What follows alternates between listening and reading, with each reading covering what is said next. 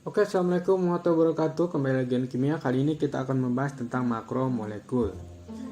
Makromolekul ini akan ada 3 bahasan ya, yaitu karbohidrat, protein, dan lemak. Kita mulai dari karbohidrat. Karbohidrat ini memiliki 3 jenis, yaitu ada monosakarida, disakarida, dan polisakarida. Pertama kita akan bahas monosakarida terlebih dahulu. Mono artinya satu. Artinya dia karbohidrat yang paling sederhana. Memiliki gugus aldehid, yaitu ada glukosa, galaktosa, dan ribosa. Memiliki yang gugus keton itu hanya ada fruktosa.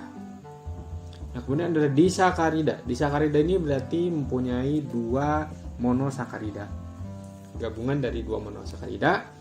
Kemudian juga ini contohnya ada sukrosa, maltosa, dan laktosa, di mana sukrosa adalah gabungan dari glukosa dan fruktosa, maltosa adalah glukosa dan glukosa, laktosa adalah glukosa dan galaktosa. Sedangkan polisakarida merupakan, poli itu artinya banyak, berarti karbohidrat yang terbentuk dari banyak monosakarida. Contohnya ada amilum, ada selulosa, dan ada amilopektin.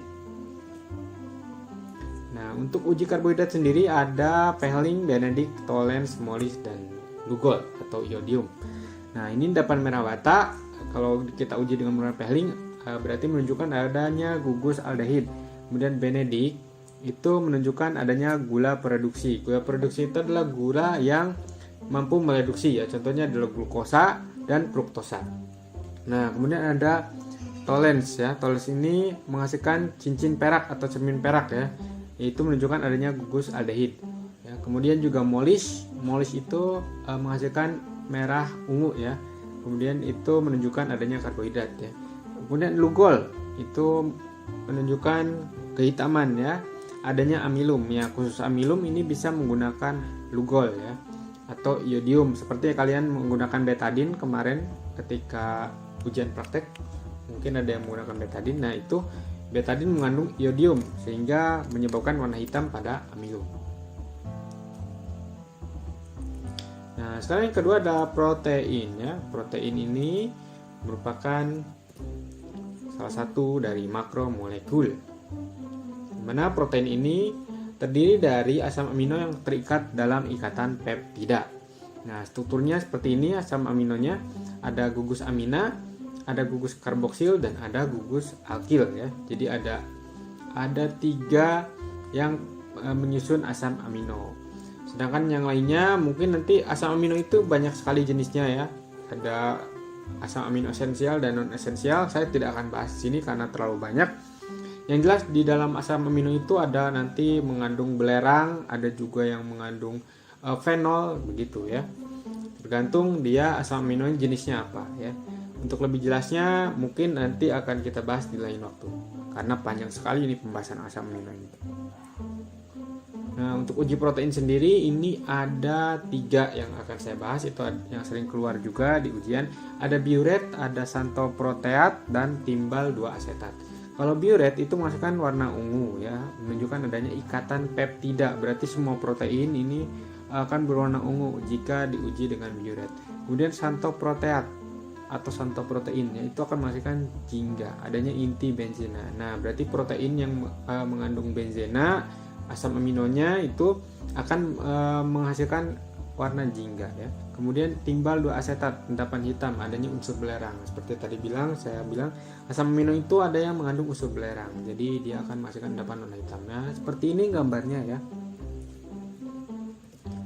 Lanjut ke lemak. Lemak ini juga merupakan salah satu dari makromolekul yang ada di kimia ya. Kita lihat di sini lemak ini dalam suhu kamar. Dalam suhu kamar wujudnya padat ya.